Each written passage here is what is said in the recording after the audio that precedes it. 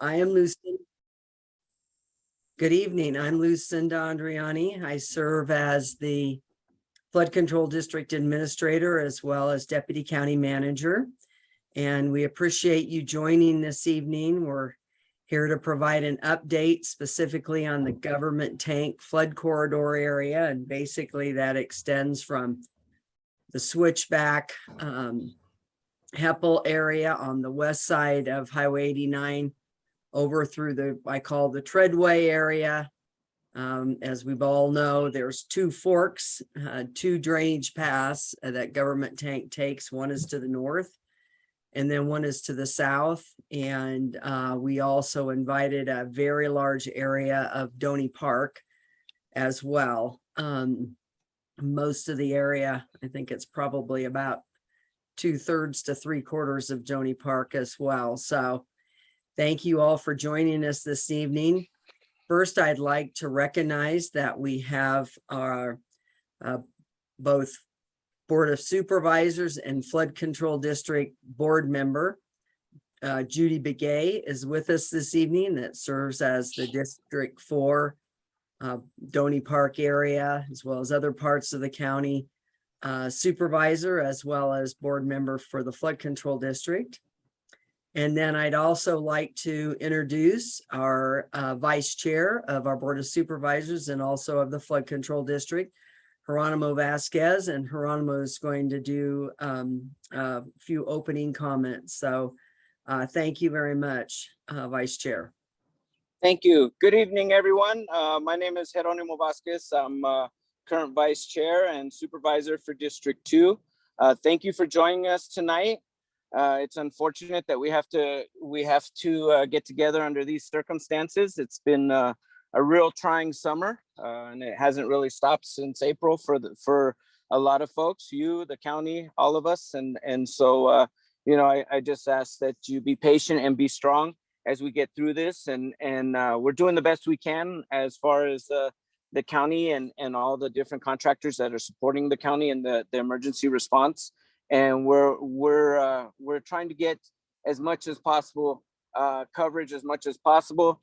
As you'll see tonight, the government tank watershed is the one that's most damaged of the 6 watersheds, and the cost to engineer some mitigation is going to be pretty significant. It's really a good chunk. When we met with the federal government representatives a couple weeks ago, we asked for close to $150 million for all the watersheds and all the mitigation that was needed.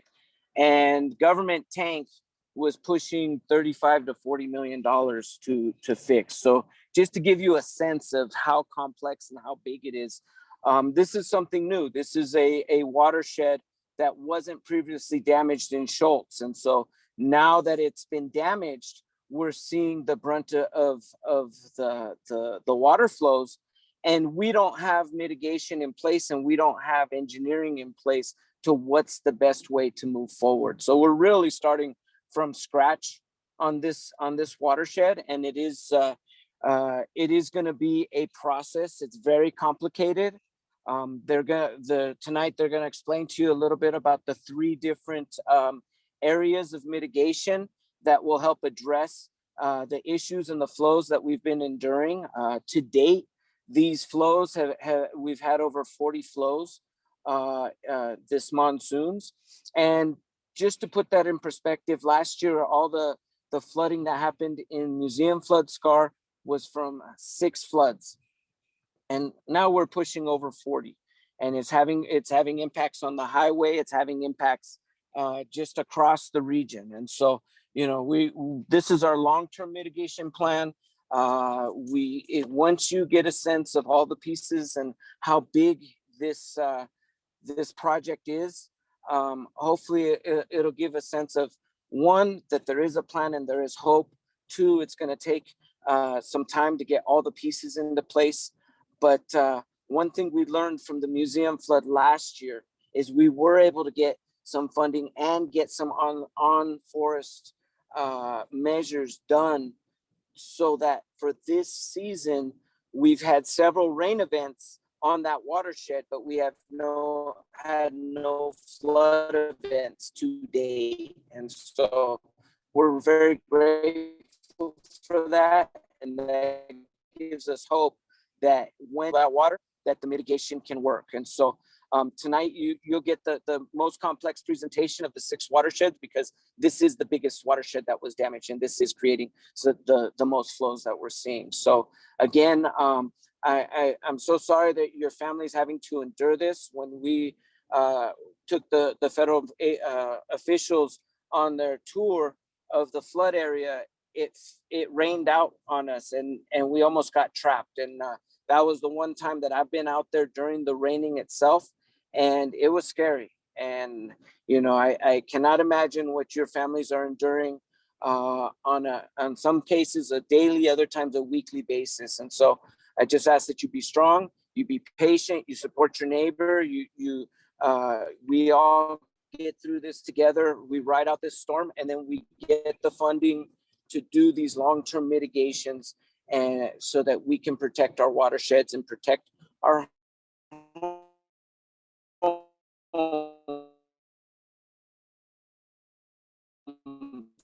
so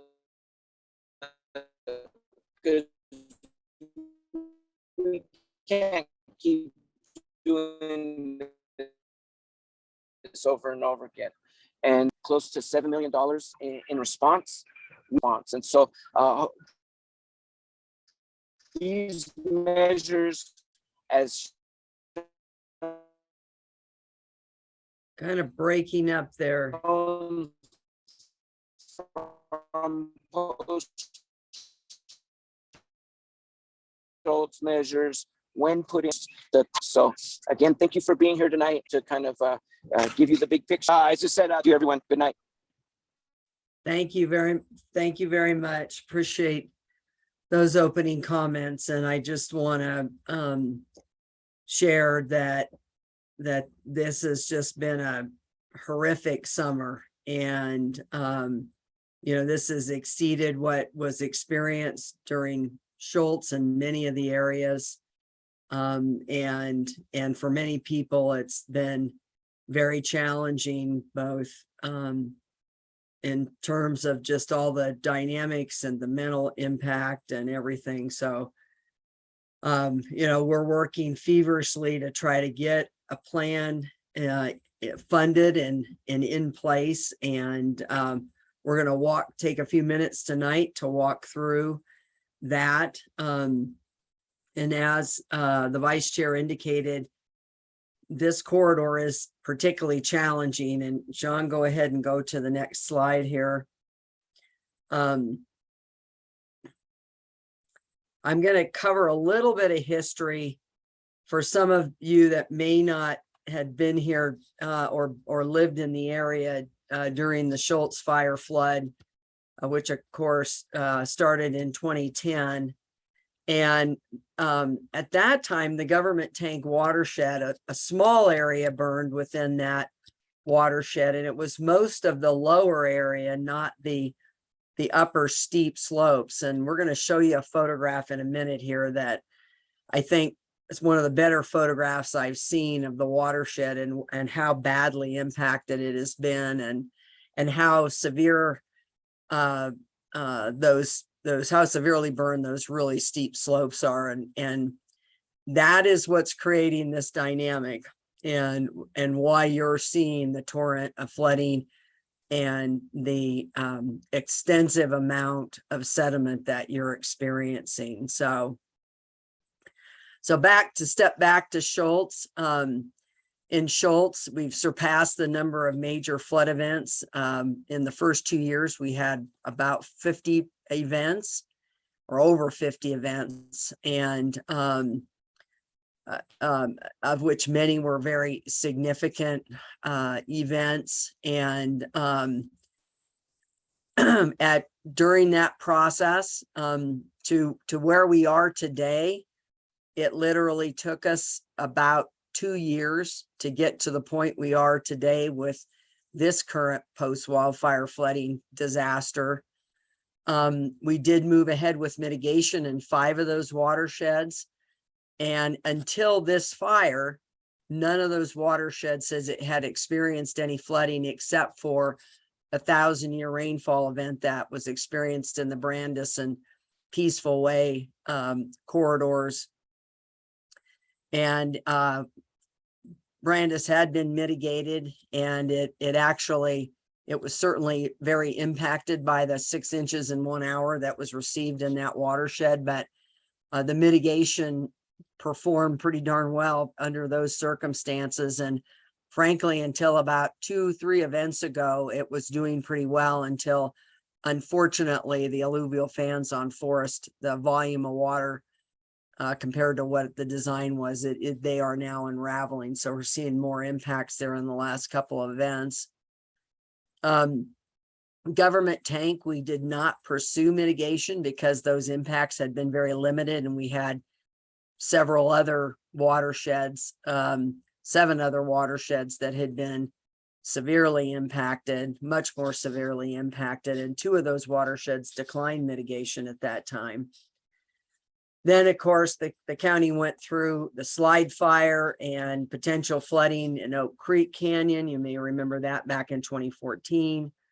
We were pretty fortunate. We had several dry years after that and not tremendous rainfall events in that area. So we did have some flooding, but nothing as severe as could have taken place.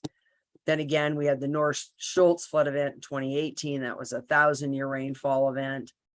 And then as the vice chair indicated, we went through the museum fire in 2019, and then again, 2 dry years, but then had 5 or 6 major flood events last year within that area. And the district spent from 19 through last year has spent over $6 million, both on response, short and long-term mitigation efforts. And fortunately, the mitigation efforts, both funded through the district, the Natural Resources Conservation Service, Emergency Watershed Protection Program, and the U.S. Forest Service, has been very successful to date with the typical type of rainstorms we would see. You may have seen an article in the paper today saying that it has not been tested. Well, last year we did have 1 200-year event and a 200 to 300-year event in that flood corridor. But personally, I don't consider that a test. Nobody designs for those level of flood events. And it's actually done very well this year. We've had 0 response costs, and that's been a real testament to that work. But again, it will not, just like anything we do in any of the other flood areas, we can't mitigate every rainfall event, and that will be true in this corridor as well. And then, of course, the pipeline fire flood 2022, and as noted, we're approaching $7 million to date in terms of response and short-term mitigation costs. If you add up the prior costs that we've sustained for post-wildfire flooding within the district, it's now well over $75 million, $80 million. So next slide, please. We used, and this is a photograph of some grade control in the museum corridor, and we're looking at the same types of strategies for government tank and the other corridors that have been now impacted by the pipeline fire, which is on forest measures, which are really the game changer and are key to all the rest of the mitigation, because we can put wonderful channels through a neighborhood and potentially detention basins and other types of measures. But if the sediment is not significantly arrested on forests, then they will just fill up with sediment and not perform. And that's what's happening to a large extent in some of the other corridors that we did mitigate, particularly Brandis and Rupaki trails. So this is I don't know, Sean, if you can there's some kind of screen thing showing there that's hiding Schultz Peak. Can you get that down? Is there a way to get that down? Thank you. So that area that was just hidden by that that navigation bar, that peak to the right there, kind of the mesa looking shape peak, that's Schultz Peak. And in fact, what happens with the government tank watershed is it goes around that corner and actually goes up the hill into Weatherford Canyon and up onto the top of the peak. And that whole area burned very, very severely. And it's those steep, severe slopes that are creating the dynamics that we're seeing now. And it also certainly burned some of the lower areas as well in the forefront there. But really what causes the severe and repetitive post-wildfire flooding is that those severe slopes and being burned very severely. I think we understand that area certainly hadn't burned in like 100 years. So there was a tremendous amount of dead and down material in that area and very overgrown. So next slide, please.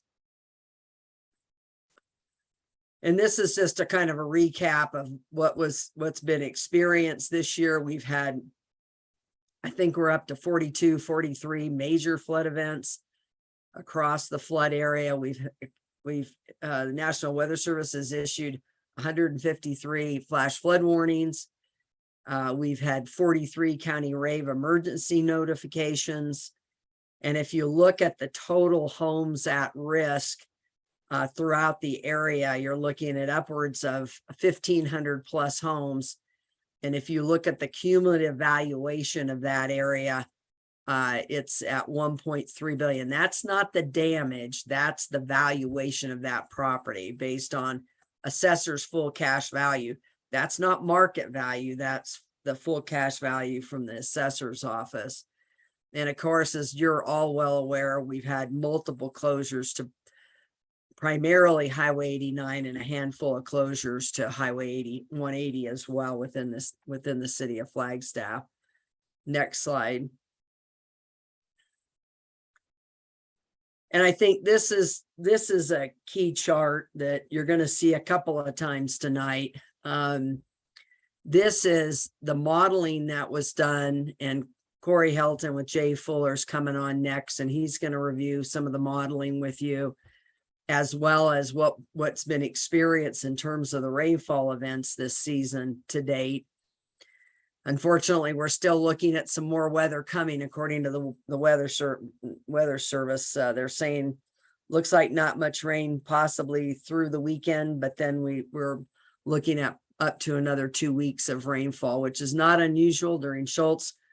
I remember one of the 2 years, two of the biggest rainfall events we had was in September. So unfortunately, as they're saying, we're not out of the woods yet. This is the modeling, which had modeled a 2-inch rainfall event in 45 minutes.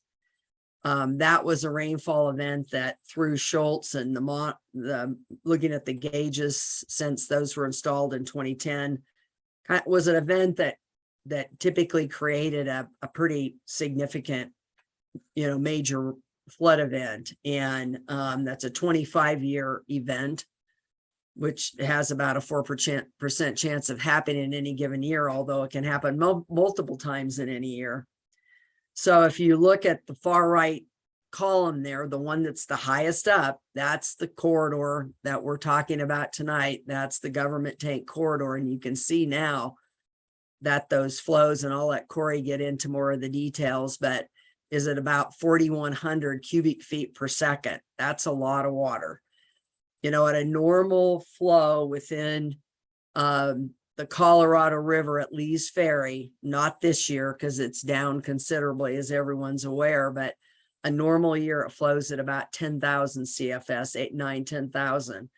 So that gives you an understanding of the volume of water that we're seeing. And compared to the 2016 modeling, after we installed all the mitigation measures, Jay Fuller ran the entire model for the Schultz area once again. And against that modeling in 2016, which did consider a certain amount of recovery, those 6 years of recovery, The flow in government tank, again, government tank had not burned very much. The flow had been pretty low, is 22 times greater than that as in that point in time. So now we'll move to the next slide here.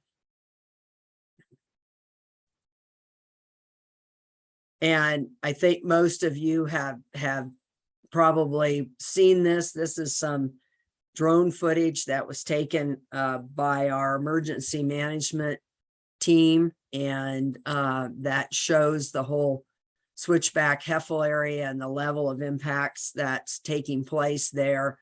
Go ahead, and Sean, and we'll run a little bit of this. You're all pretty well aware of this, and obviously the traffic on this day, we actually had a meeting that night. Some of you may have been there at Cromer School. And this is after they had actually opened up the highway again. And you can see, the flooding impacts there. Next slide, please. And this is where we are in terms of the mitigation efforts and response efforts to date.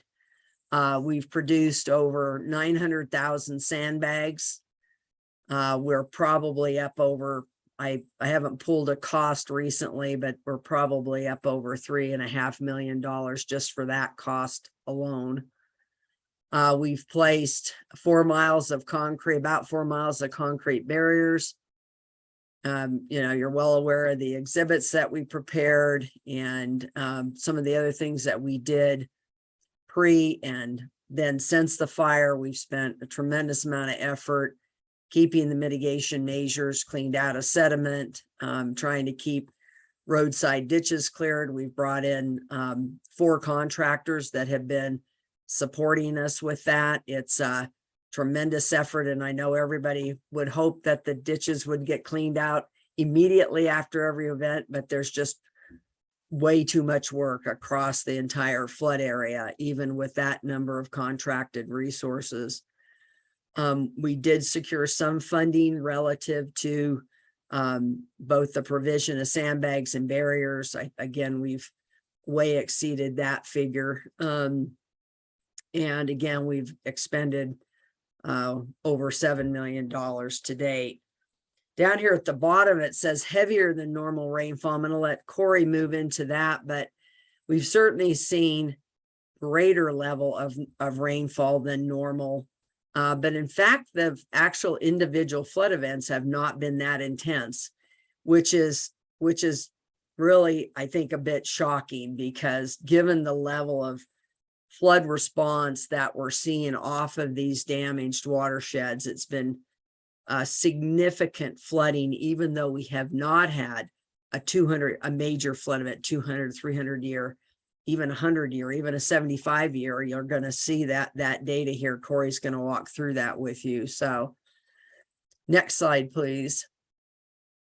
So now I will turn it over to Corey Helton, and Corey is one of 2 consultants at J.E. Fuller. Well, actually 3. Last time you got to hear from Scott Ogden, and that runs a lot of the modeling, and they're continuing to work with us to run modeling. And I'll talk about that more as we're developing a plan for the government tank flood corridor. So thank you, Corey. Thanks, Lucinda.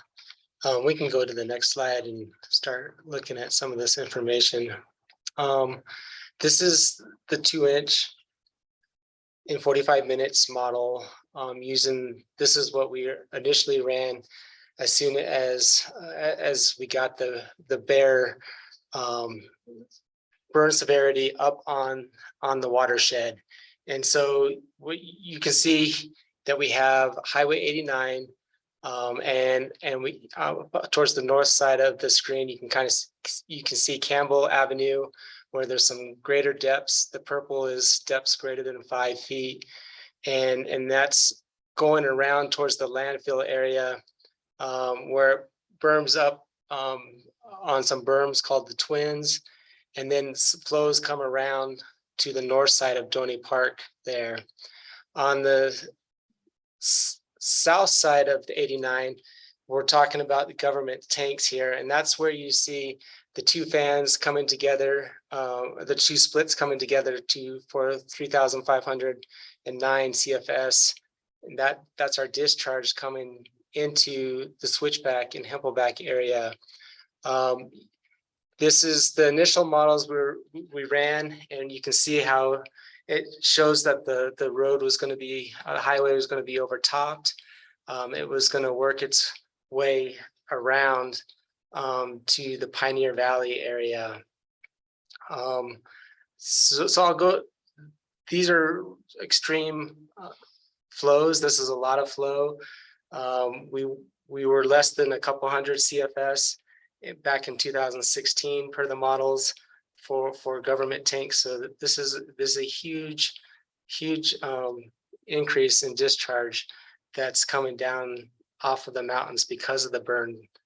And so we'll go ahead and kind of show you another map on the next slide here. This is within Donny Park, how it comes in from the north that we were saying from the landfill, and from the west side into Pioneer Valley. So these models went into Pioneer Valley in this season. They impacted down to Patriot more heavily than the model shows in this screen caption.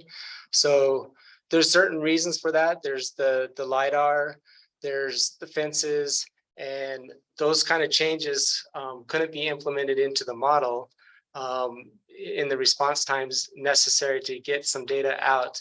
But we are in the process of updating the model with finer grids, new LiDAR, and we'll be getting into the mitigation measures as we're talking through that. But you can see as it comes into Donny Park, it's a flat area and it spreads.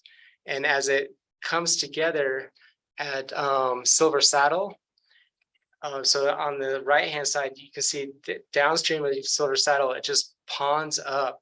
And so we have a lot more depth, but the discharge is decreasing. So coming in, we're close to 2,000 CFS. And by the time it leaves Donny Park, it's closer to 300, 400 range.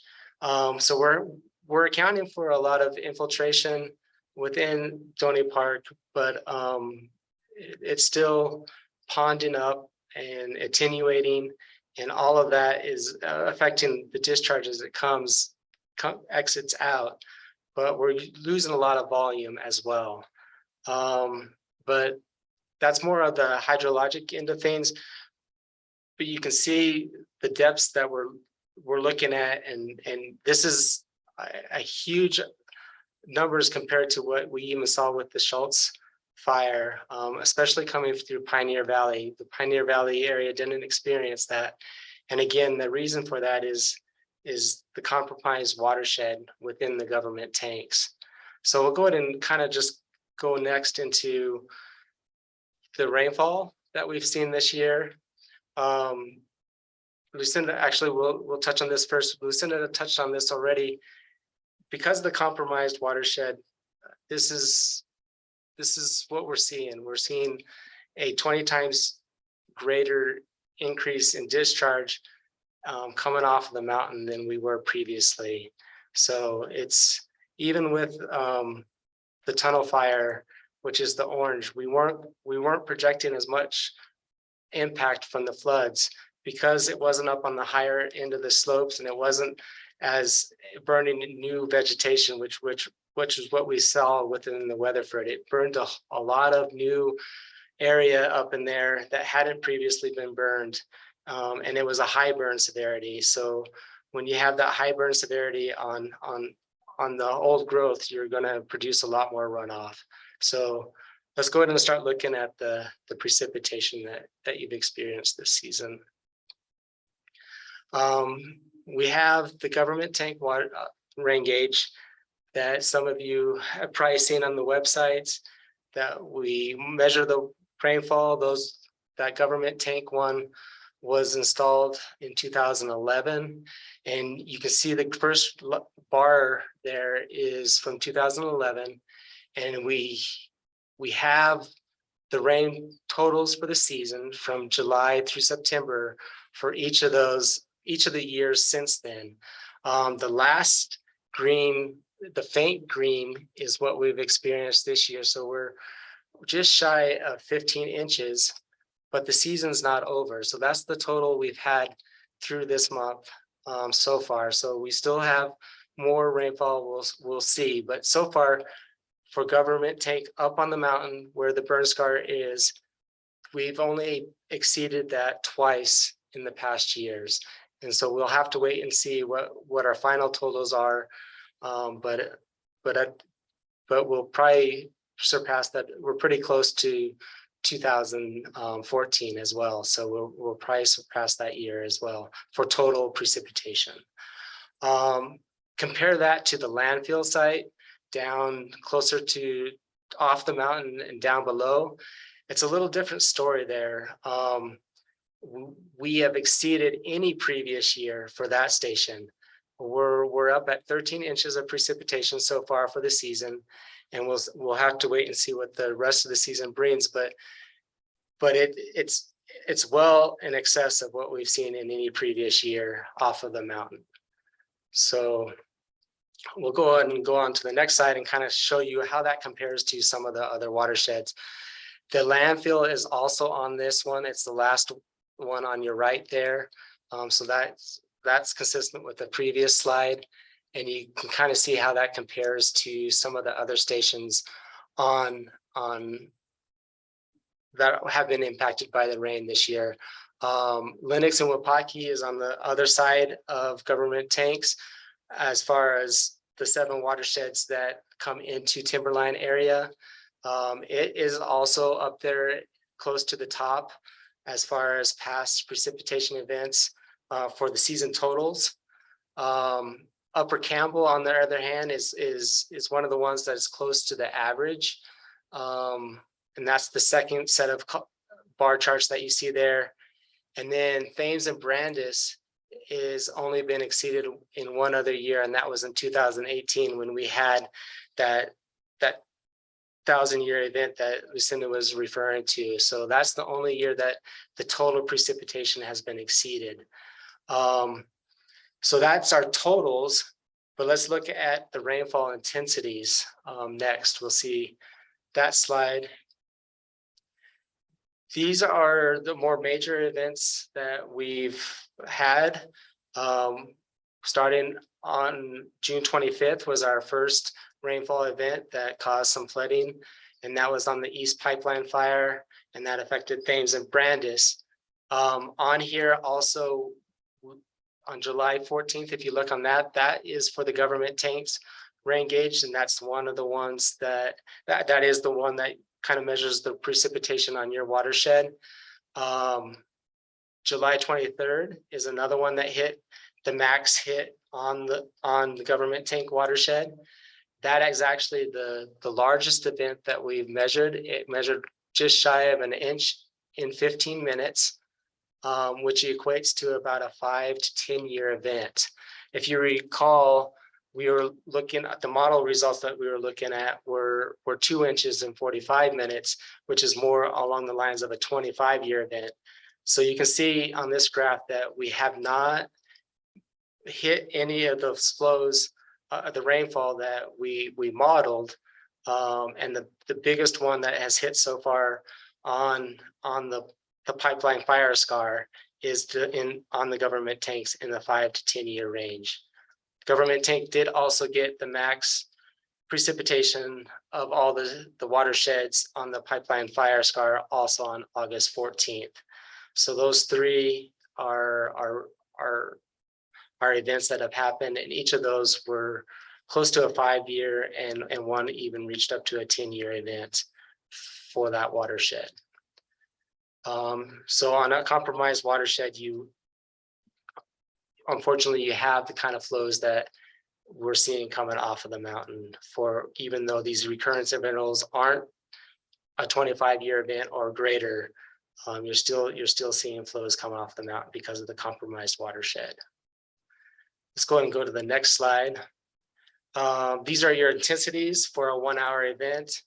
We had 1.3 inches of rainfall on that July 23rd event, which was the 5 to 10 year event.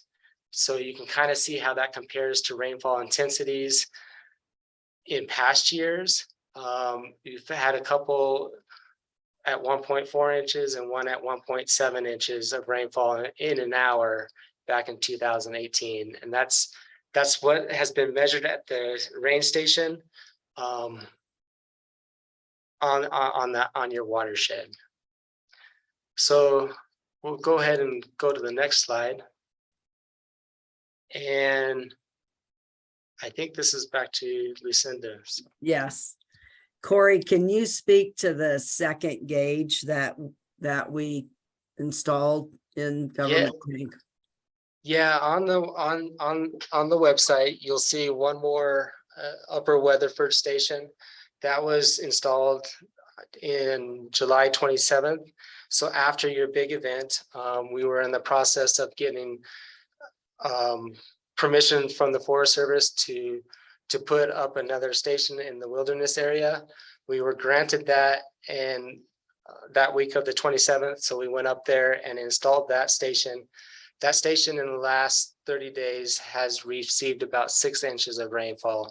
So it's a little bit less than half of the total precipitation for the season of the government tanks watershed, but that would make sense because it was installed a month later as well. So it's right on track with the other one, but that's a good one to keep an eye on for anticipating what kind of runoff you might anticipate coming off of the watershed, because it is up there on the high burn severity in the newly burned area on the steep slopes of the terrain. So, and that's where it has the high potential of producing the runoff that could heavily impact neighborhoods down below with sediment and flows. Great, thank you, Corey. And I just want to emphasize a couple of points. One is that the Doney Park area, we know from looking at radar that in fact it's actually gotten, we've seen a lot of rainfall at the landfill, as Corey showed, significantly greater than average and over double average, or approaching double the average at this point. And we know that Doney Park itself actually has even gotten more rainfall, because some of those rainfall events, the actual radar recorded more rainfall than was recorded at the landfill gauge. And we are in a process. Corey has ordered the equipment, and we're going to be installing a gauge there at Peaks View Park. So we have an actual gauge in Doney Park. But I think what we've seen repetitively is that localized rainfall has also created a whole nother dynamic. Many times when there was very limited water coming off the mountain, but we were seeing a whole lot of water, localized rainfall and flooding in that area. And then also combined with flooding coming off the mountain. So that's been I'll say a double whammy for the Doney Park area. And then the other thing I want to emphasize too is that I know a lot of people over in that Pioneer Valley and that area said, how come, continue to ask us why, how come we didn't see any flooding during Schultz and now we're seeing flooding? It's just that this level of burn that's occurred higher up in the steeper slopes is just creating a much larger volume of water. It's coming down at a much greater velocity than it was during Schultz. So both much greater volume was shown by the chart, and then also greater velocity. So it's reaching further.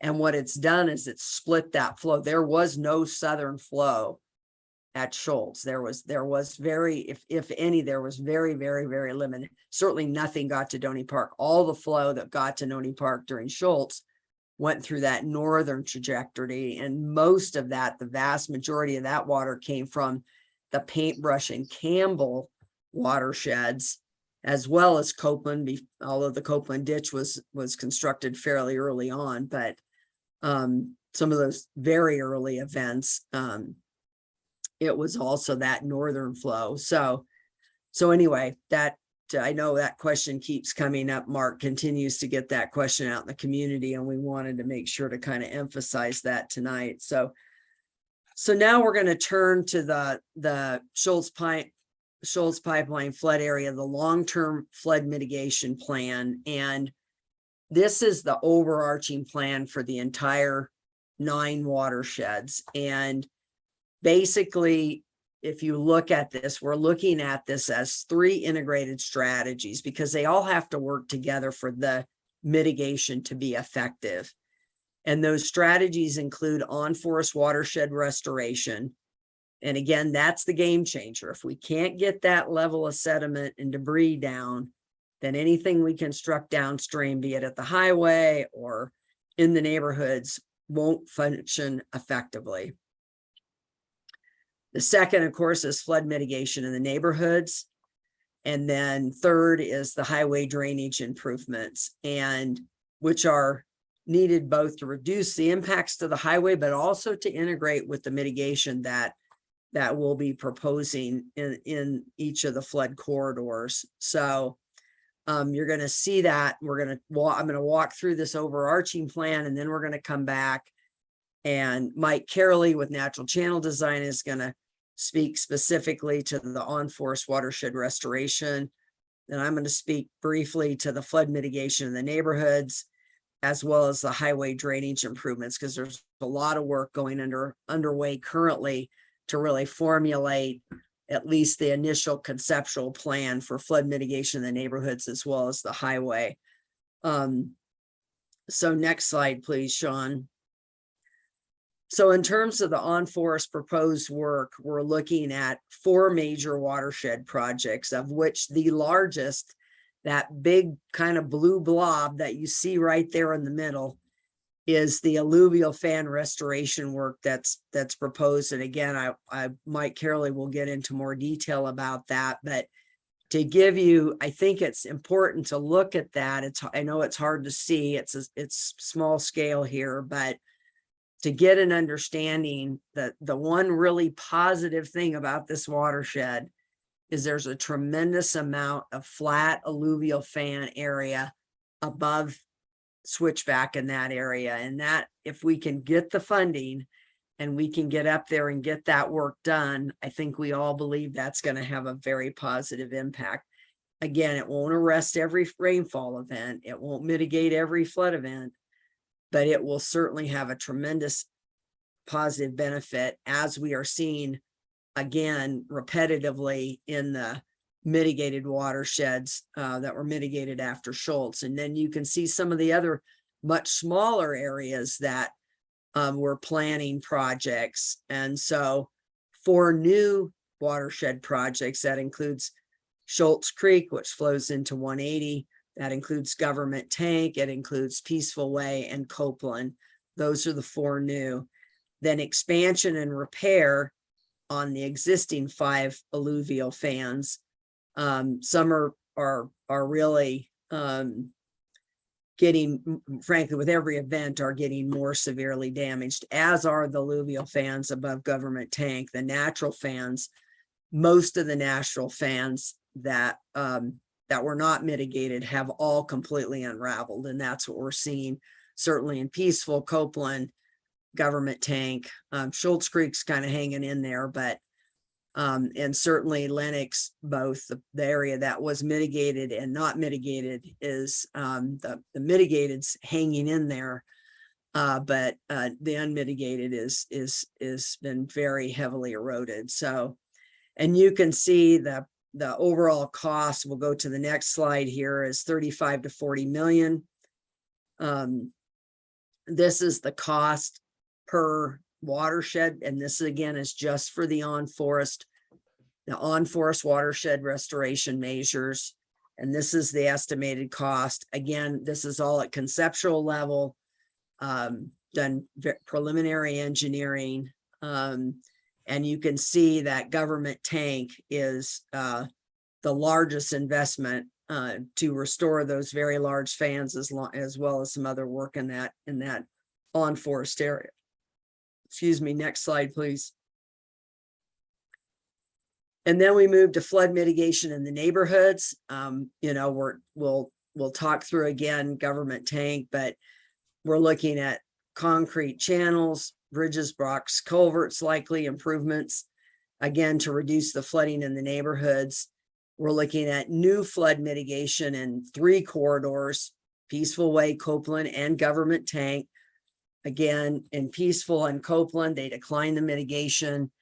And so there was no mitigation installed in those corridors. And of course, Government Tank, because of the limited impacts from Schultz, we never pursued mitigation there. And again, as noted before, Government Tank is going to be by far the most complex corridor we have ever taken on. It's tremendously challenging, extremely complex. Just to run a portion of that modeling is taking over 4 days to run the modeling, 24 hours a day, 4 days. And in overall, it's about half the cost of that $120 to $150 million cost. So, and then we'll also be expanding the channel in Wupaki Trails. Significant needed there. Very similar, if you think back to that chart that had the flows, Wupaki Trails is the other one that has gone up dramatically since the 2016. It's gone up 11 times and has really suffered tremendous impacts into that neighborhood. And then we'll be stabilizing and doing a small some level of expansion in Brandis, so an expansion in Brandis, as well as stabilizing some areas. That channel that was turf reinforcement mat, we're converting that all to concrete, to shotcrete, as well as the upper end of Campbell that was turf reinforcement mat, and we'll be stabilizing that with shotcrete as well. Just given the velocities now, the turf reinforcement mat just can't sustain those velocities. And again, the overall total cost for neighborhood mitigation, again, this is across the entire set of watersheds, we're looking at 50 to 55 million. If we were successful in securing this emergency watershed protection for all of that, they cover up to 75%. Those are the numbers that we would need from that single program to cover. They only cover private property measures, and within public easement, they do not cover on forest measures, nor do they cover anything related to the highway. So we have to seek other funding sources, and I'll come back to talk about the funding sources at the end. But this is a major amount of funding out of this funding source. And you're looking at what we in total, both, if you think back to Schultz, we invested in total, you know, kind of 40 to 50 million with a number of different sources, but largely district and Nrcs, EWPP. But it, again, in Schultz, it did cover the on-forest measures. Unfortunately, that policy, that rule was changed in 2016, and it no longer does. So we have to find another source for that funding. So on to the next slide here.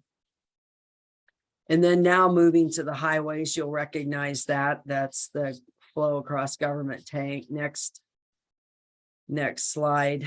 Highway drainage improvements. We've kind of identified 5 major areas that are being impacted by the flooding, and looking at potential for upsizing the box culverts, expanding channels, and then expanding the existing detention facility at Copeland Basin as well. The Copeland detention facility that was constructed with Federal Highways Emergency Relief Funding in 2015 as a result of the Schultz flooding, along as well as some channel work along the highway was funded through that funding source. And we're seeking that funding source again, although it now has some additional limitations that we didn't have then as well. But we are working now really closely with federal highways to seek that funding as well.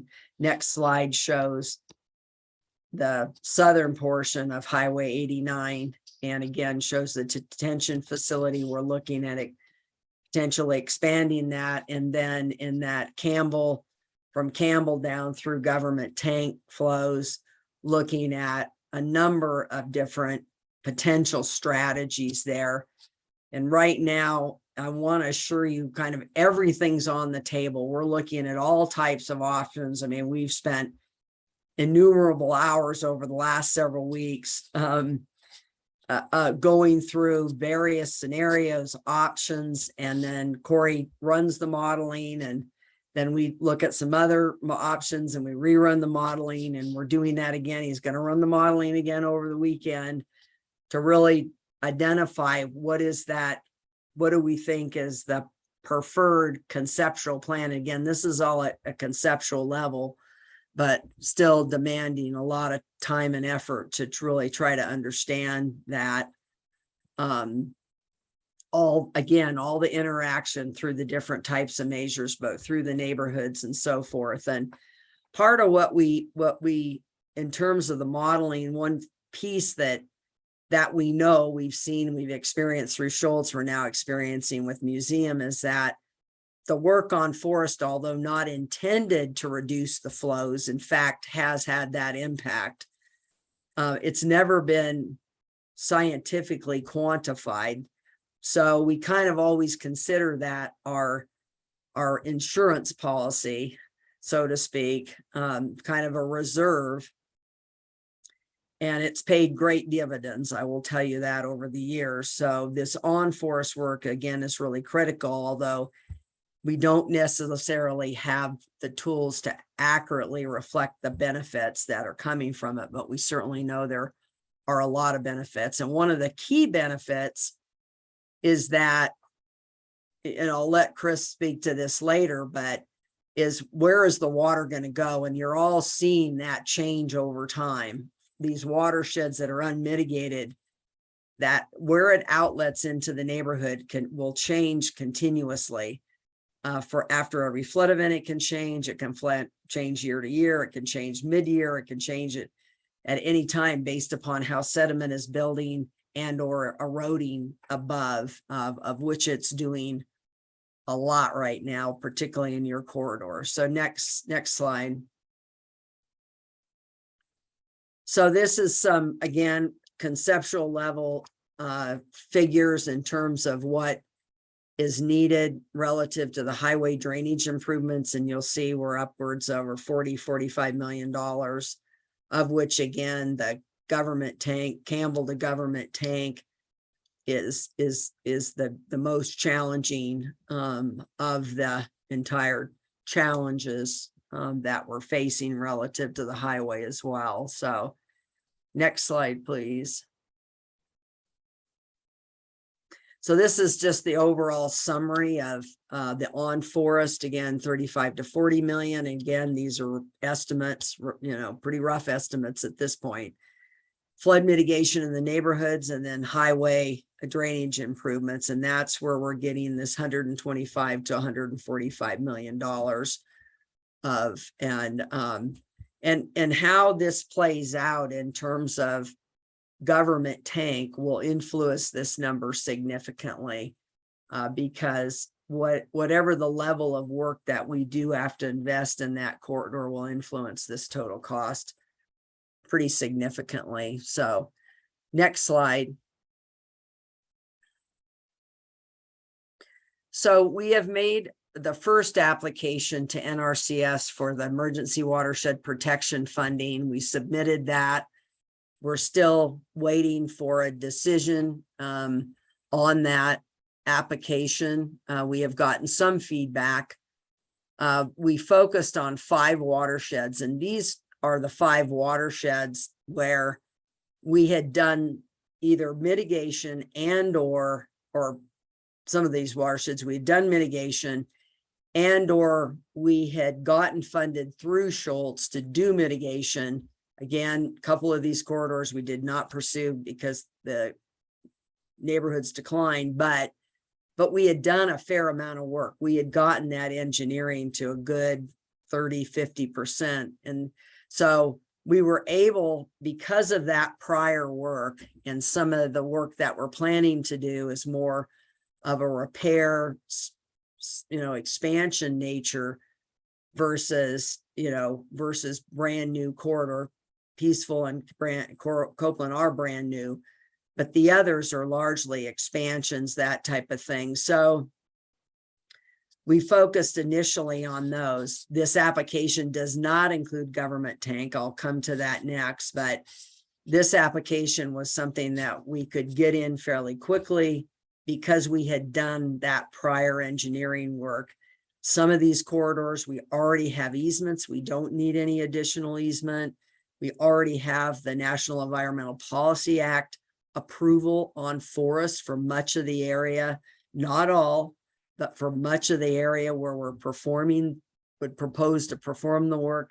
That isn't covered under EWPP, but that's a component of this that we have to consider.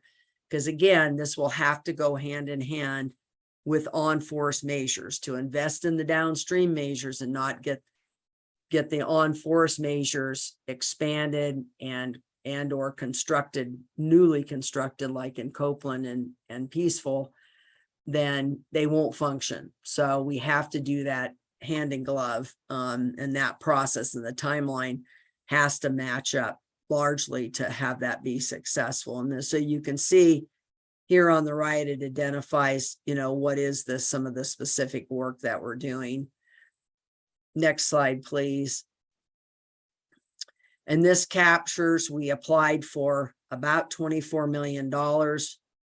And this shows the breakdown of the investments. Of course, the largest two are the two where we had not conducted any prior work beyond that initial level of engineering. And this shows now we've already gotten feedback from Nrcs that some of the costs that we had included is not eligible, it's ineligible. So this figure now is more like probably 18–19 million. And then if we are successful in being placed on the wait list, because right now in this program, it's not funded at the federal level, there's a wait list. If we're successful at being placed on the wait list, then that for this application, that's what would go, but we haven't yet gotten a response. I'm hopeful to get a response soon on whether they have accepted this application and will place us on the wait list. Next slide, please.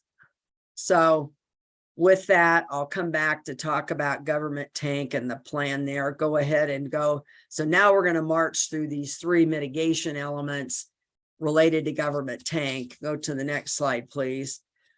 And I have submitted to the NRCS what's called the letter of intent, which the first step in applying for the funding is you have to submit a letter of intent and indicate your intention to apply, and that you have to, in effect, put in this letter that you accept the limitations that come with this and with this funding and some of the requirements before you actually can apply. That letter has been submitted. Now the next step will be that NRCS will come out and do what they call a damage survey, conduct a damage survey, then they produce a damage survey report. We contribute certain information to that report. And then there's a form that gets filled out that then you submit in that will go to the national level, the federal level in DC, and be reviewed. And they will determine whether or not we're be added, just like the process I just described for the 5 where we've already applied. Where we are right now with government tank is that, as I mentioned before, we're identifying all the potential mitigation measures, both on and off forest, and primarily really focused. We've got a pretty clear picture, and Mike will give you a pretty clear picture about what we're looking at on forest. But in terms of what are the various scenarios and options through the neighborhoods, as well as the drainage improvements, the highway. We're still really working through that right now. And again, doing a lot of vetting of those options, as well as the flood modeling to really understand, what level of impact it will have, and how does this all interact, because this is such a complex corridor. And so I want you to know kind of everything's on the table, and we're walking through it. Once we get that conceptual mitigation framework outlined by doing this pre-work that we're doing right now, or early engineering work that we're doing right now, then we will submit that application. But we've started the clock in effect with Nrcs to be able to do that by submitting the letter of intent. So next slide, please. So now I'm going to turn it over to Mike Carrolley, and Mike is going to walk through his engineer with natural channel design. And I think one thing I really want to emphasize with the team that is working with this and some of the other corridors, in this corridor, we actually have added additional resources, engineering resources, to support this effort because of the level of complexity. But you have a very experienced team, and Mike worked all through Schultz, working on various aspects of the mitigation all through Schultz. Chris Duza, who is focused on the off forest, the neighborhood flood mitigation, is he engineered all but the Brandis corridor for the Schultz mitigation work. And then Mark Lamer, which many of you have met, has been working, doing a lot of the short-term mitigation work in the government tank area.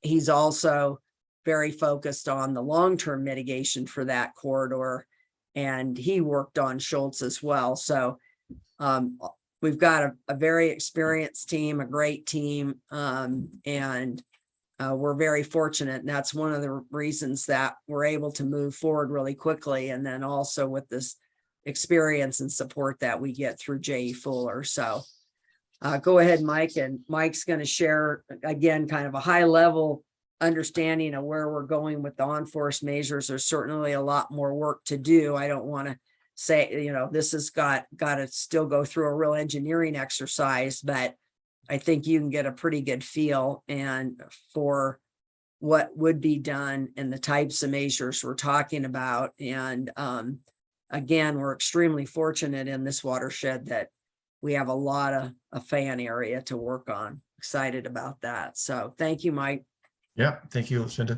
Yeah, let's go to the next slide, get into it. So this is just a repeat of a slide that Lucinda showed you earlier, but it does show on the right side of that photo, upper right side is Weatherford Canyon and the severity of that burn. And that's what's allowed all this water to come down into the lower elevations and towards the residential areas and causing a lot of all those problems that you're seeing through your corridor. Just going to go to the next one there, Sean. So the condition of the existing watershed, that's what these slides are for, just kind of give you an idea of what we're looking at up there. We have a lot of the channels that were previously fairly shallow channels, very well vegetated, very healthy channels that really didn't produce any sediment, just allowed the water to run off fairly cleanly.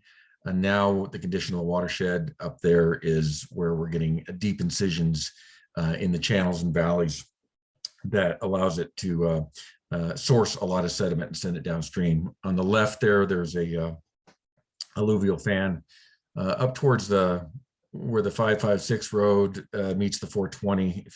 For those of you who know the road numbers up there, it's an alluvial fan that's now cutting through in the foreground, incising through there and eroding out that alluvial fan and sourcing that material downstream.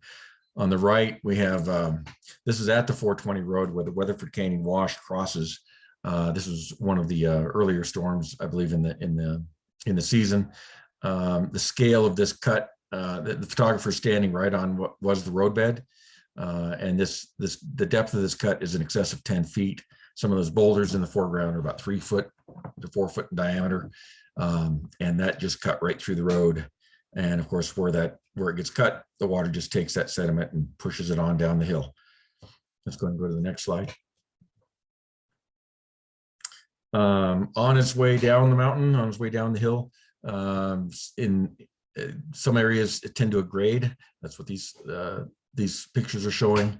A lot of the sediment will find a shallower sloped area, and the energy of the flow has dropped a little bit, and a lot of these sediment will temporarily drop out. We've seen these in some of the watersheds across the timberline where the depths of the sediment that gets dropped out is in excess of 4 feet deep.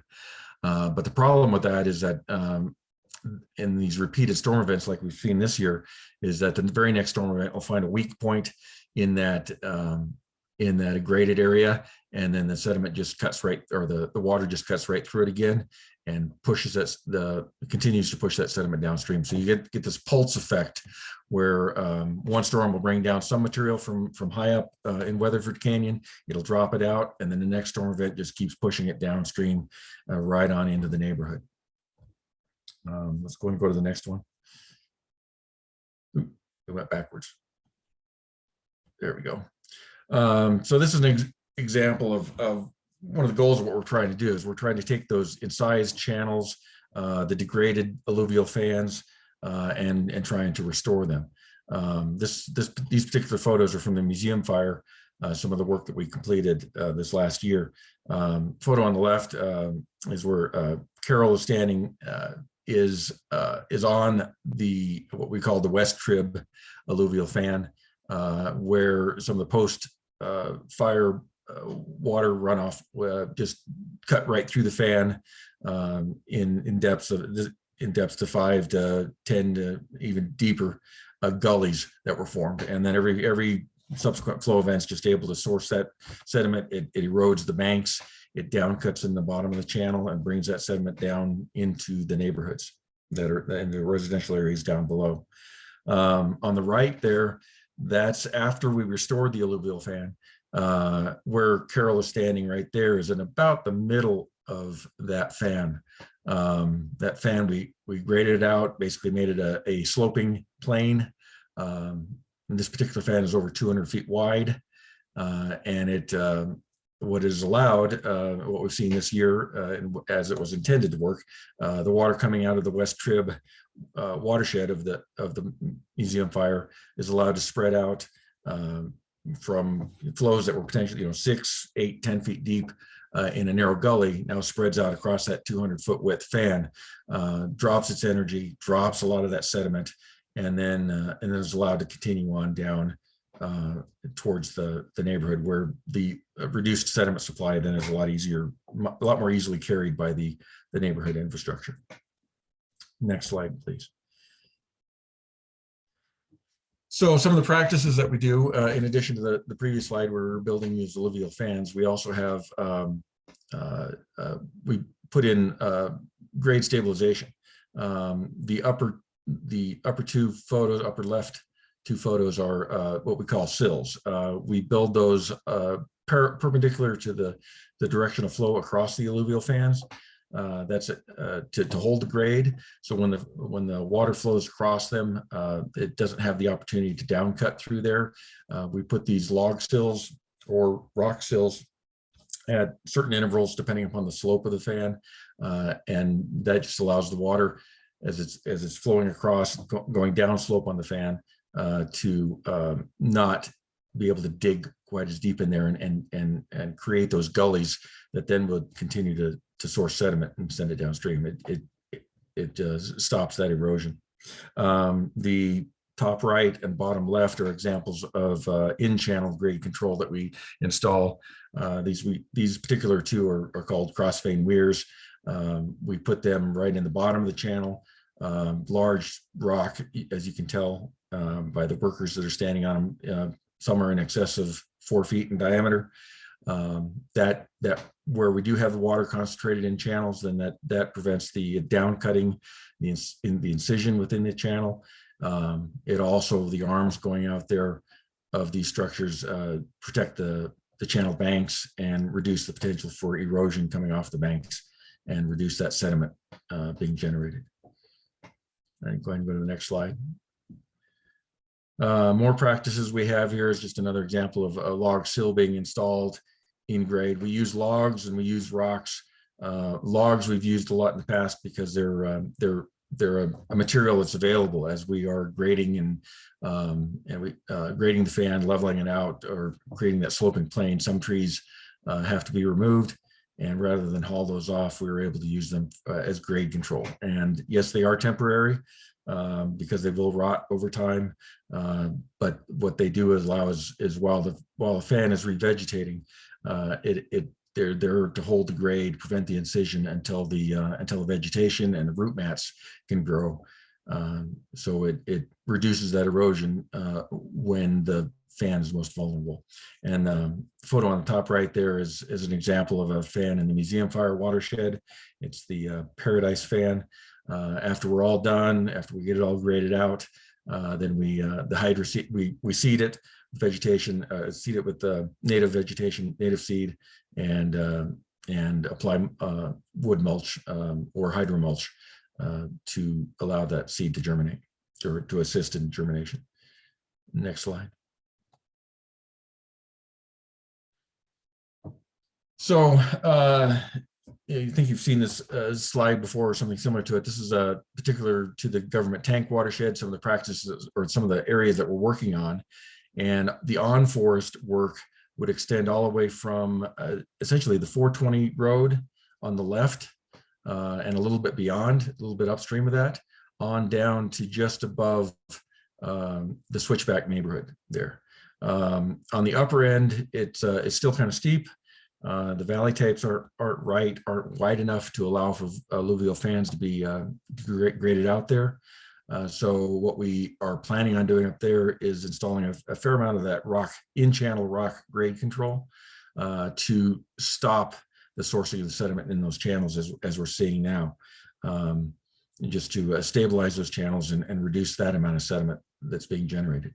The light blue area below that, working our way to the right in this photo, is that area that, as Lucinda mentioned, a vast area that is a great opportunity to create and enhance existing alluvial fans.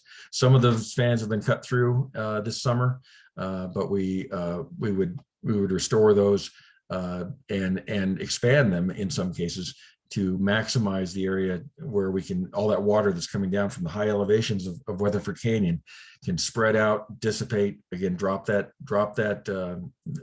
sediment and keep it from, or reduce the amount that reaches the neighborhood where the more traditionally engineered infrastructure is built. So it's one of the keys to this is that we do need to, in order to allow the neighborhood infrastructure work, we need to draw that sediment supply down, and that's what these two practices are for, is to reduce it and keep as much as possible within the forest.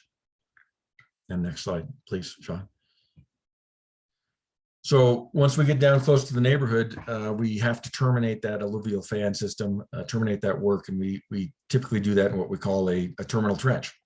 Essentially, it's a very long, large basin where that water that's been spread out across the fan is allowed to drop in, and then once it's gathered up, it reduces and the velocities are dropped out in this basin.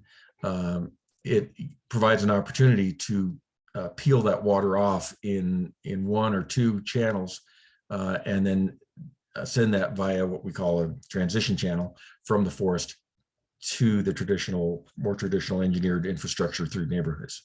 So that's what this slide shows. That green area, the light green area on the far right side of the light blue area would be about where the terminal trench would be constructed. And the estimated cost for all of this fan above the neighborhood there for the government tank is upwards of $12 million that we've estimated. Next slide, please. And off to Chris. Chris Duza with Civil Tech Engineering and Mark Lamer with Rimmel. We're doing a lot of that work in the in the neighborhoods.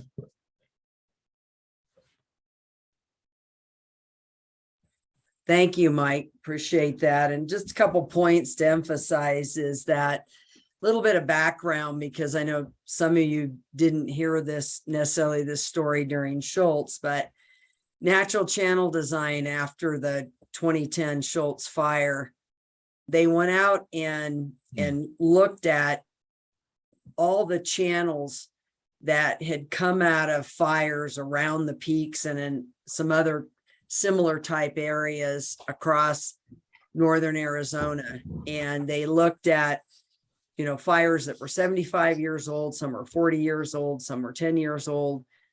And they looked at how those channels had transitioned over time and the different types of channels, as Mike was referring to. Some are more valley type, where the alluvial fans are, where the water can spread out, slow down. And then some are more naturally channelized, right? Canyons. And what did recovery look like over time? And in effect, those measures that he just described, what we're doing with those is advancing the recovery. That's why we call it watershed restoration, because we're advancing the recovery of those watersheds. We're accelerating it by regrading, filling in the incised channels, regrading the alluvial fans, and then adding that grade control, those rock vein weirs and the narrower channels. And that has the immediate impact of reducing the sediment in the neighborhoods, but it also is going to accelerate that advancing of the recovery of the watershed itself. And so we're accelerating that like 75 to 100 years in effect by doing these measures. And that's, you know, it's pretty amazing. We identified natural channel design. The owner of the Ferna at that time, Stephanie Yard, had done much of this work. She'd done a lot of work with the Natural Resources Conservation Service. She'd in fact worked for them for like 15 years and had worked with a gentleman that kind of developed some of this early, I'll say, technology and approach.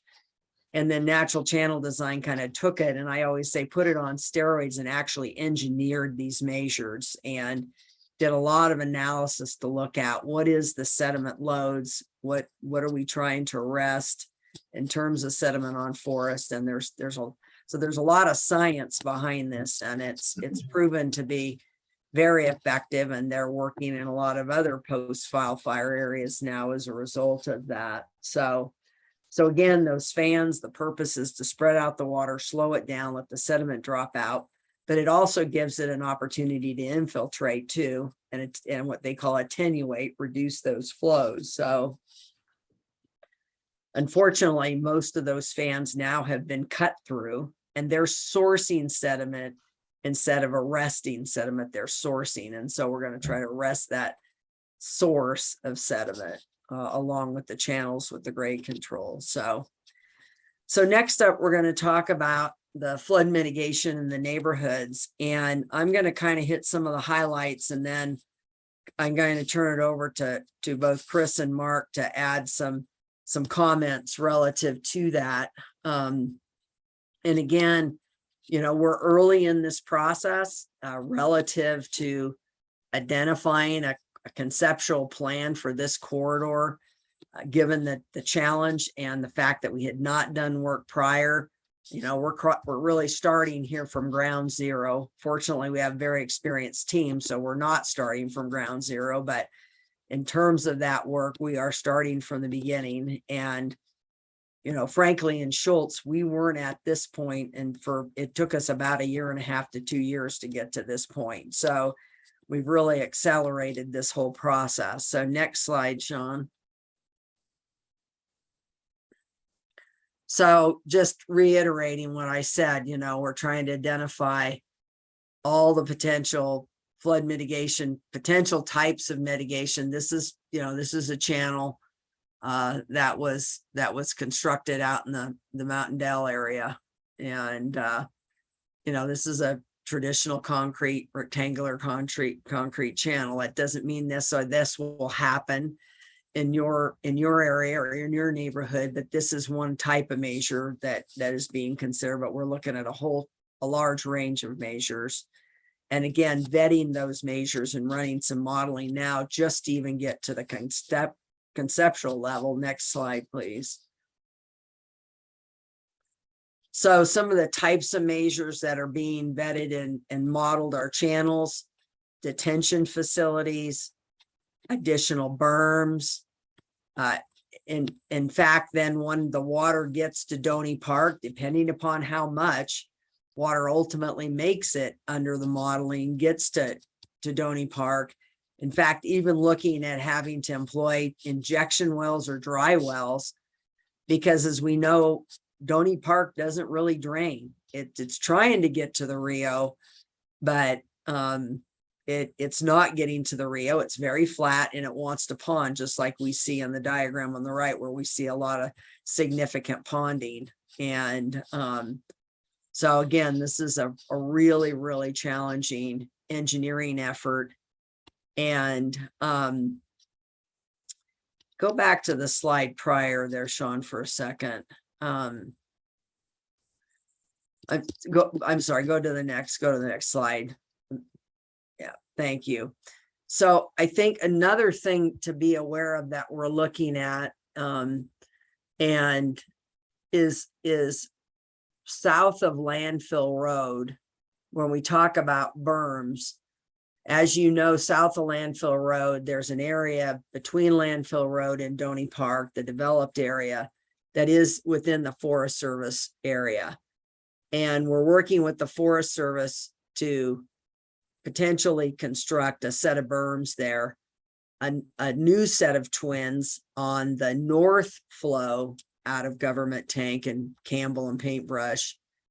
Downstream of Landfill Road, there's two twins north of Landfill Road. Now we would look at, or west of Landfill Road, I guess, kind of northwest, and then two downstream of that, downstream of Landfill Road. So two new berms, two fairly large new berms. Then on the southern flow, both one berm just north of potentially north of the Landfill Road, and then two south of Landfill Road as well. And those are kind of key features, in this whole plan that's being considered. And Mike is engineering those measures as well. And those are some of the measures that we're vetting and evaluating and modeling right now as well. So there's kind of two components to the on-forest in this corridor. One is the more traditional measures that we've done historically, and then the berms further downstream. So next slide, please. So some of the design considerations are of course, what is the actual discharge at the forest boundary, and again, we're looking at a lot of water, somewhere in the range of 3,500 to 4,500 at that 2-inch in 45-minute storm, which is a 25-year rainfall event. And working with Nrcs, or frankly, any of the federal funding sources that we might be able to acquire, and the EWPP funding is the best equipped to support these types of measures. We have to have a positive cost benefit ratio that we have to be able to attain with that, to be able to actually go to construction. And a really key piece, and I'll leave I know Chris can talk more about this, but we also have to, in that process, once we get to about 60% design, all that modeling goes through independent modeling to determine whether or not it's creating adverse impacts, and either upstream or downstream. And so that's a critical element. And if you get to that point and you are creating impact, then you've got to step back in your engineering, step back to like 30% and say, okay, we've got to reconfigure this. So particularly when you have so many different moving parts in a corridor like this, it's that's going to be a really critical piece to all of this. And just talking about, at this point, we haven't decided what will be the design storm, what level of storm we think we can mitigate to. In Schultz, it was a 5-year post-wildfire storm, was the design storm. And I think we would hope that we could do something greater than that, but there's no guarantee that we can. And then frankly, as with many things in our world, it will come down to how much money can we secure, how much funding can we secure, and then we will have to adapt the engineering to the funding. So because the funding we need far exceeds anything that the county or the flood control district could fund independent of federal or state funding. So with that, go to the next slide here.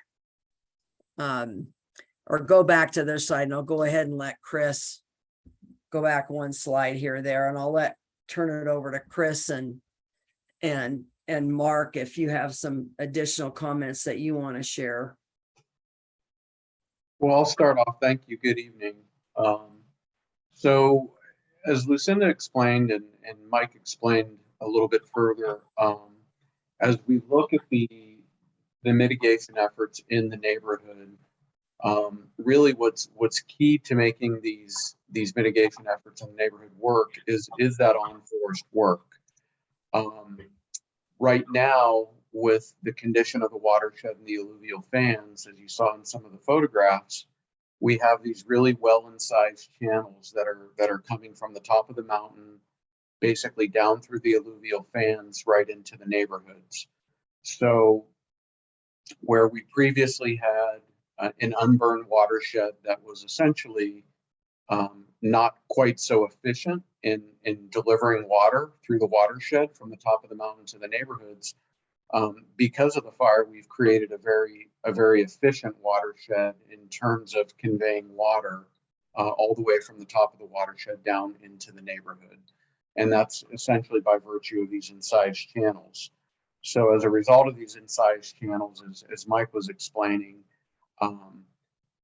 we have a very high velocity. We have a very high concentration of water, and given that, that water as it moves through the watershed can carry a tremendous amount of sediment and debris. So essentially what we're seeing is that moves down into the neighborhood, as we saw in the video in the Heppel and Switchback area. Essentially, the neighborhoods take on the function of what the alluvial fans did previous to the fire, where all the sediment is now being deposited out within the neighborhood areas along the highway and further downstream. So again, you know, the on-forest work is absolutely critical to making our work within the neighborhoods, you know, function effectively, because no matter, you know, what we do as far as putting in culverts or channels or box culverts or bridges, if we can't arrest that sediment out on the forest, then those measures just don't work very well.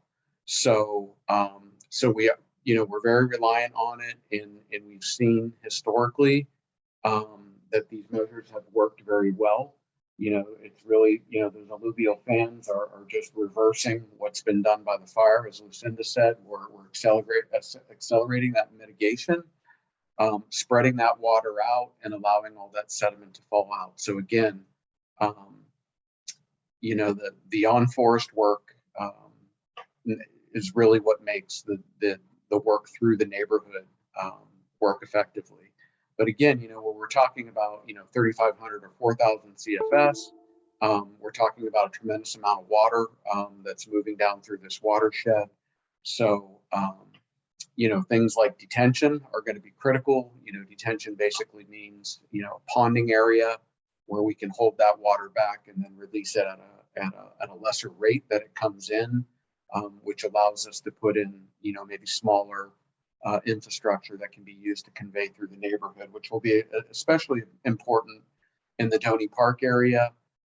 You know, Donny Park, as you're well aware of, is a much higher density, smaller lots.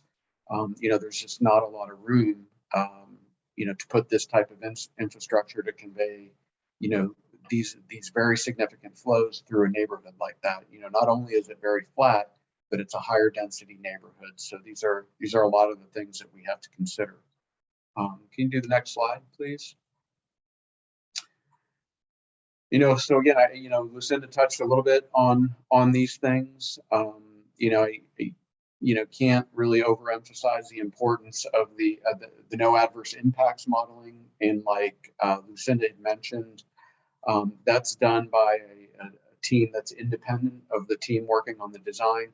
So, as you can imagine, typically we're going to have to utilize, we utilize the flow paths where the water is going now. That gives us the greatest chance of having no adverse impacts. But it's going to be critical that, we have, by virtue of the work that we do on the forest and throughout the neighborhoods, it's going to be critical that we can demonstrate that we're not having any adverse impacts on properties, upstream or downstream of the work that we're doing. So next slide, please.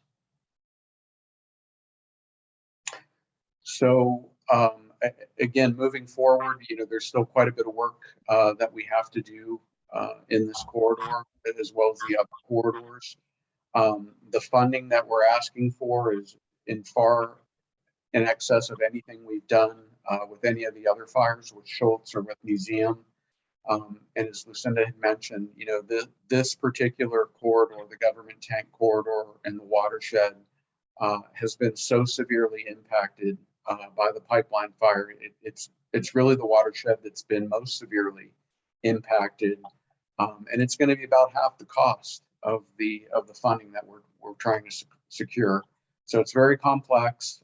It's going to be very expensive, but we'll continue moving forward trying to secure that funding. So we're in the stages now of the preliminary engineering and developing some concepts, as Lucinda had mentioned, developing those concepts and then modeling those concepts to see how feasible that is in terms of reducing the peak flow rates as they impact the neighborhoods, and as well as looking at no adverse impacts.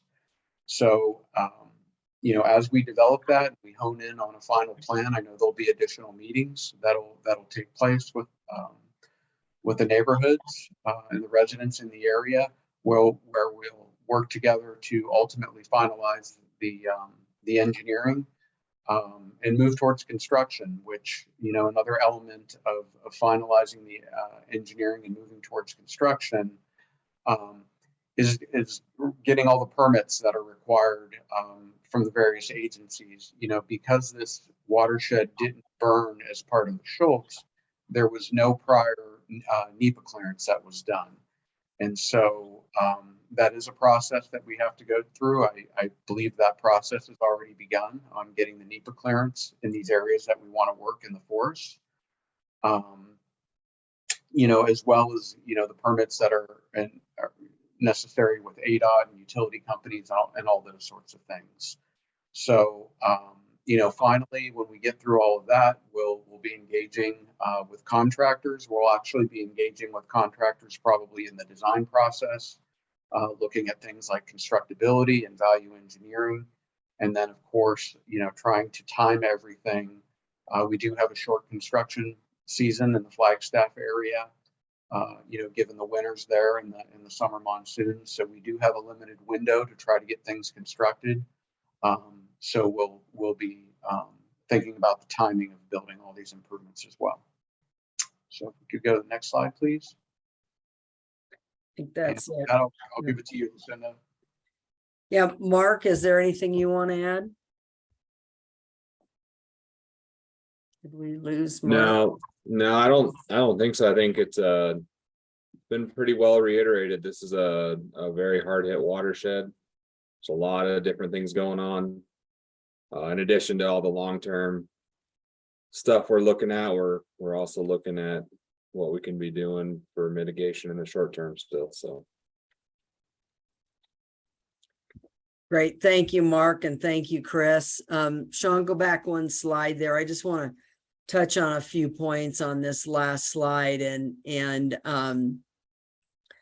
so part of the process that is underway right now is developing a timeline looking across the entire scope of the work that needs to get done, and developing a timeline in terms of when do we think certain projects that we would have the approvals, we'd have the funding. Obviously, the key is getting the funding. And I want to talk a little bit about that. We are working very closely with Congressman O'Halloran, as well as our senators, Kelly and Sinema. And right now, what they're working on, Congress will be back in session next week. And the expectation is that what's called an emergency supplemental bill or piece of legislation will come forward. And that's typical in a year where we have a lot of disasters. What's largely driving this is the major flooding that occurred in the Kentucky area and some other areas back east, as well as some of the more major, even larger fires than we've experienced in California and some other areas. So what the goal is, we're working with them to craft the language that would go into that bill that would fund the Emergency Watershed Protection Program within EWPP. Now, what's important to understand is that vehicle, it isn't specific funding for our projects. It's not what they historically have called earmarks. It's not an appropriation. It's basically funding the overall program. And that program right now has a $600 million project wait list. So that the last time we checked, that's what it was. It may be higher now. I'm sure that there's a lot of costs getting added that because of the impacts back east.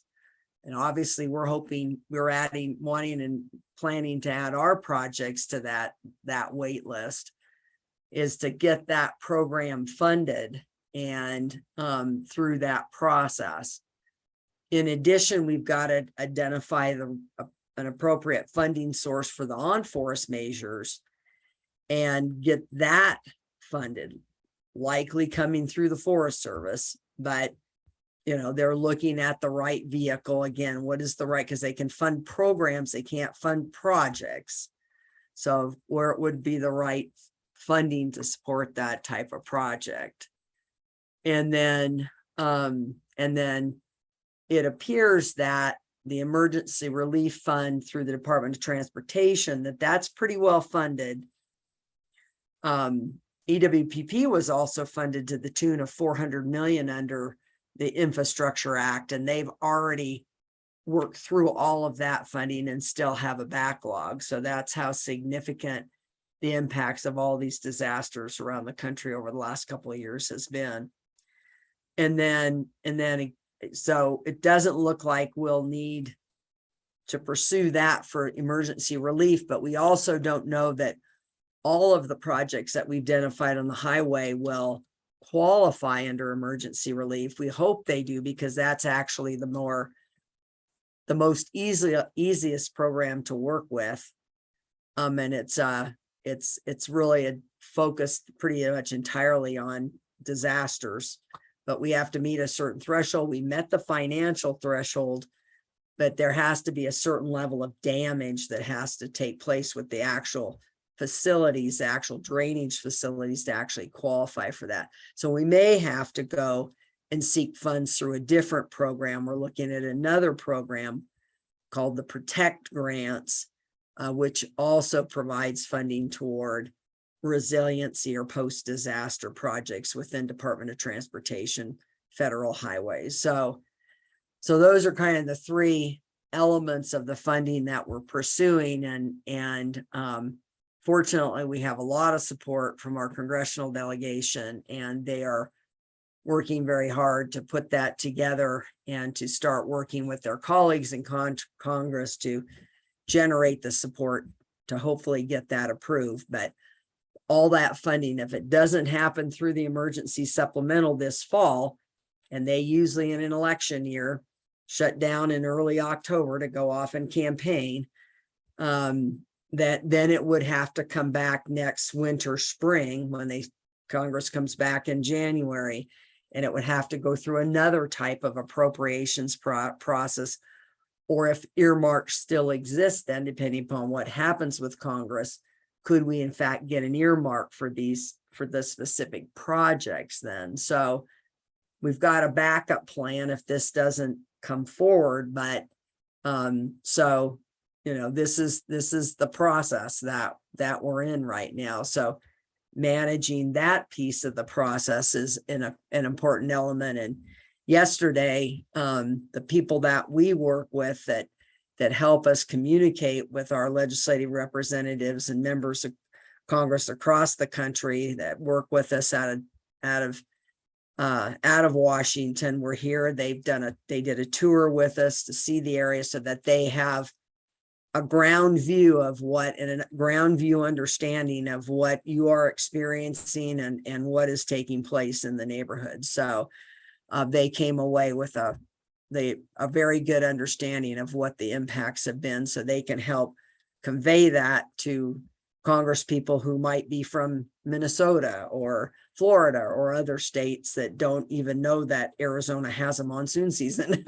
So, there's a lot of education that has to go on in this process. So, and then securing all the required approvals.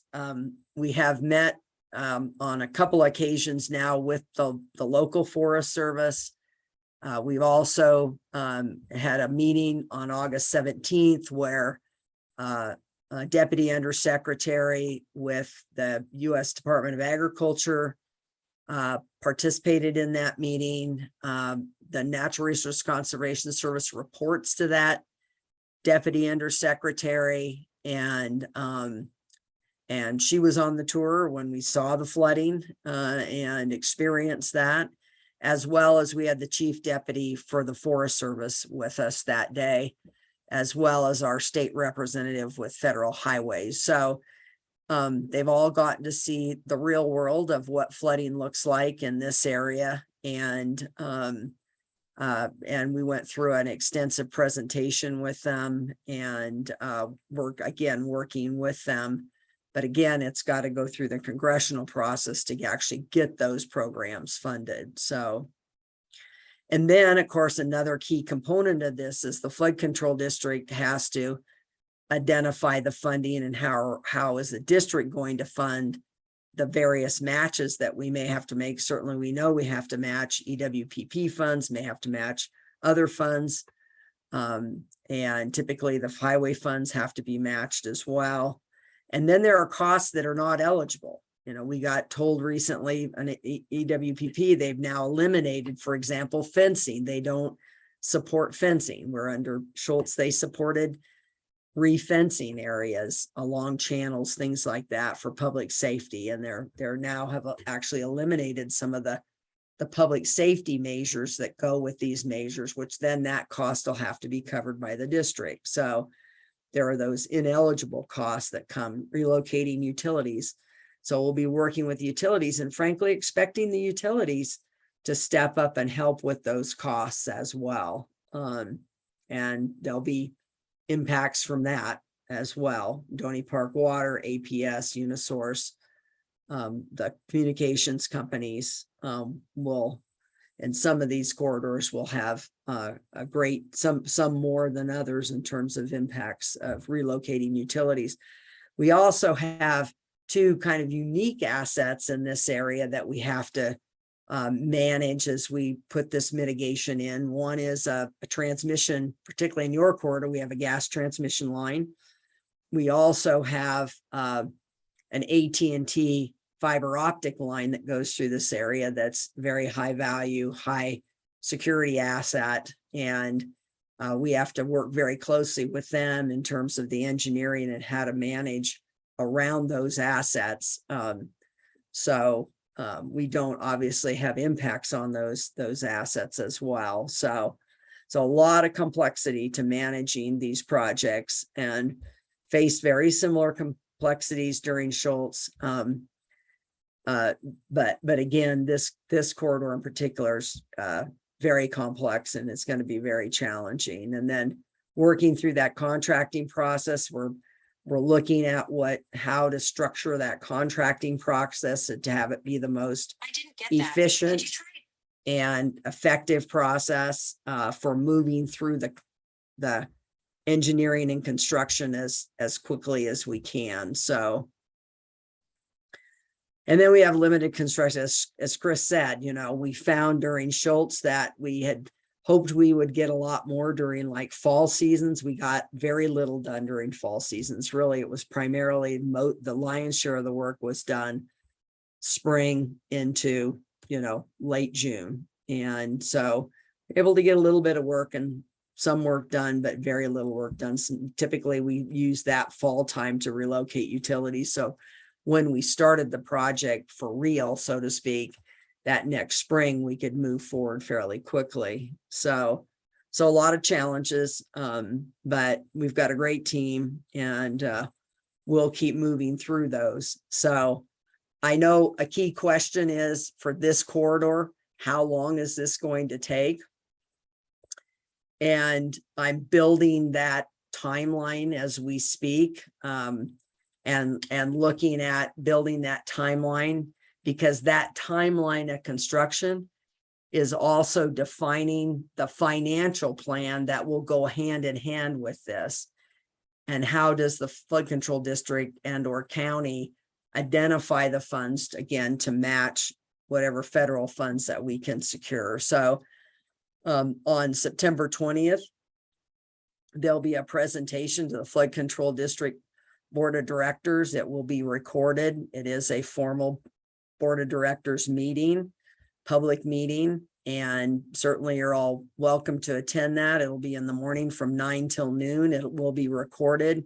You can certainly watch that later, and we will march through kind of taking from what's happened this summer through where we are today, what the long-term plan is, and then what is the proposed financial plan to support that. So I think, given the complexities of this corridor and securing the approvals, because we didn't have any prior approvals, this is going to be one that's going to take a longer time frame, upwards of 2 to 3 years. And so part of what we have to look at in this process is what can we do in the interim to try to reduce down impacts. Just want to remind everybody, we're way ahead of where we were with Schultz. Schultz, we didn't put a shovel in the ground for 3 years.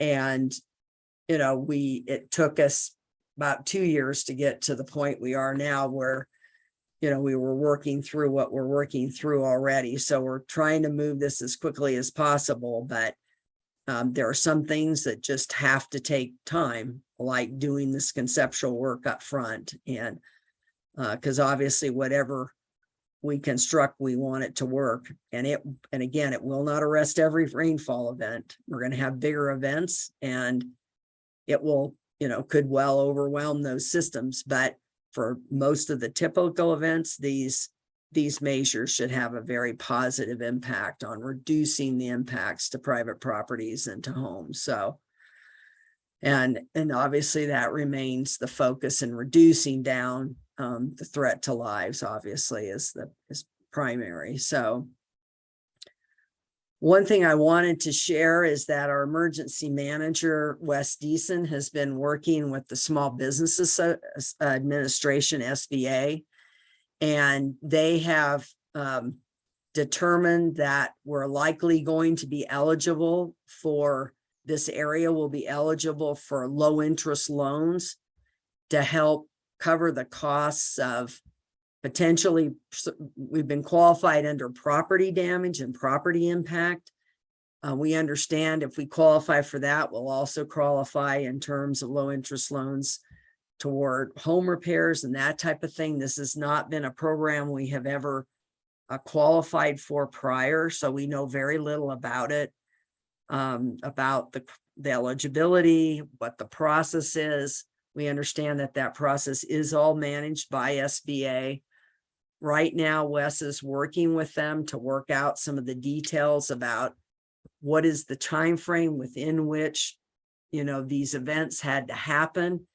Unfortunately, a repetitive disaster like this is very unusual across the country. This is post-wildfire flooding, and the repetitive nature of it is something that FEMA and SBA and others, that's not in their wheelhouse. They don't understand that. They think hurricanes, they think tornadoes, they think earthquakes, they think big kind of flooding events like that happened in Kentucky, kind of the one and done disasters. Could be very major and catastrophic over a long period of time, but they have a window of impact. Well, our window of impact is over the entire monsoon season. So he's working with them to try to define that window as broadly as we can, so that the various impacts that have been sustained can fall under that program. So I really appreciate that he's doing this effort, and this could be very helpful for people who, need to hire someone to come in and help remove sediment and debris from properties, that type of thing. So we'll see what happens. We're very hopeful that we'll get through this process and that they'll be able to offer this program. We understand that if they do move forward, that they'll be here within a few weeks, and that they'll set up a shop and they'll start taking applications.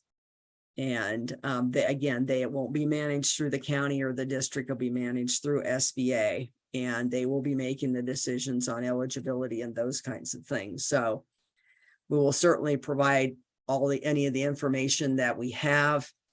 If you have had particularly any interior flood damage, we know some people have not reported that. If you have not reported that and you would like an interior damage assessment conducted by community development, then call the call center and request that, or the email. Go ahead and go to the email next here, Sean, and go to the next slide there, or email us and let us know that you have sustained interior damage and that you'd like to have a damage assessment done. That's at your decision whether you want to have that done. It's some documentation that you did have this impact. Don't know how that'll be treated by SBA, but I think it's a good thing to have. And certainly if you have flood insurance, you're working through, your flood insurance adjuster and all that as well. But so we'll learn more about that program together as they roll that out. We understand they'll have a communications person here and be doing a lot of communicating about it and so forth. And obviously we'll support that with our communication networks as well. So as soon as we learn more, we'll share that with you. So with that, if you have other questions coming out of this evening, certainly email us at the email below. As we move into, assuming we get funding and we're able to start really moving into the more, I'll say engineering proper, into the real more formal engineering effort, once we've secured funding, then we will likely take this very large area and break it into smaller areas, and then we'll start doing in-person meetings. But we need to break it down into small enough groups that we can affords you the opportunity to meet with the engineers. Typically we go over the big picture in terms of the mitigation for that corridor, and then we break up and there are tables with the plans on the tables, and then you meet with the engineers if you have specific questions, and they'll be working with you hand in hand. If that mitigation is going to impact your property in some way, they'll be working with you too as well in the field. But we'll also have these meetings so that you can see the overarching effort as well and through your area, and ask those kind of more detailed specific questions as well. So one thing to emphasize in this process that's really critical is for any measures that we install on private property, we have to have drainage easements. And so every property owner's got to agree to provide a drainage easement, as does, if you hold a mortgage, the mortgage lender. Because those of us that have mortgages, I have a mortgage, I don't own my home outright, the mortgage lender owns that home as much as I do, or more so. And so, that's important to understand. We have to go through that process, which can be, frankly, the mortgage lenders was a very laborious process during Schultz. And so that's another piece of this process, because we'll need to go through that whole process, and we'll explain that as we get into that point about what's involved in that. But the philosophy that the board of directors and we've always taken with these efforts has been that the drainage easements have to be donated by the property owners, because if we paid for the drainage easements, then we wouldn't be able to make the match. So we can either pay for mitigation or we can pay for easements, but we can't do both. So we've got to be able to invest in the measures. So, and that worked very effectively through Schultz. And it's a decision corridor by corridor. Do people want to get on board and provide the easements, or do they not? And ultimately there's, people, they in effect vote by providing their easement. And so, I'm hopeful that in these corridors where we've had so much impact, that people will want to get on board and take advantage of this, because this is being in effect delivered at, in terms of the total cost and impact to the taxpayers is pretty limited, assuming we can get federal funding. So with that, we're going to close out the evening. Again, email us at that email address if you have any questions. If you're not getting our regular emails, then because you haven't signed up, you can also email us your email address and say, please add me to the email list.